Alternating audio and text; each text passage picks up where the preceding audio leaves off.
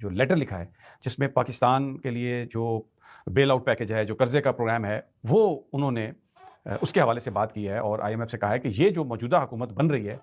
یہ پاکستان کی legitimate government نہیں ہے، یہ ووٹ کو چوری کر کے یہ حکومت بنی ہے، اور ان کو اگر آپ لون دے رہے ہیں تو وہ میرا نہیں خیال عمران خان صاحب کے مطابق کہ یہ پاکستان کے لوگوں پر خرچ ہوگا. یہ جس طرح ماضی میں انہوں نے لوٹ کھسوٹ کی ہے اسی طرح یہ پیسے وہ کر جائیں گے ہڑپ، اور اس حکومت کے پاس کوئی مینڈیٹ نہیں ہے جو ریفارمز کرنے کی ضرورت ہے، جو تبدیلی کرنے کی ضرورت ہے، کیونکہ نہ تو لوگوں کی سپورٹ ہے نہ ان کے اندر ول ہے. یہ ایک ارینجمنٹ کیا گیا ہے اس ملک کے لوگوں کا جو ووٹ کا حق تھا اس پر ڈاکہ مار کے. تو آپ جو ان کو قرضہ دے رہے ہیں یہ سوچ لیں کہ وہ پاکستان کے لوگوں کو آپ قرضہ نہیں دے رہے، ان پر وہ خرچ نہیں ہونا. تو اس لیے اس کی واپسی پاکستانی قوم نہیں کرے گی، کیونکہ یہ ایک ایسی حکومت کو قرضہ دیا جا رہا ہے جس کے پاس حکومت کرنے کا لیجیٹمیٹ حق ہی نہیں ہے.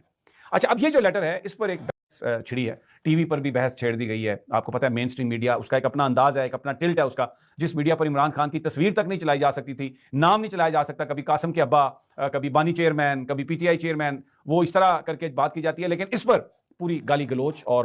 مکمل طور پہ جو ایک بیانیہ بنانے کی کوشش کی جا رہی ہے.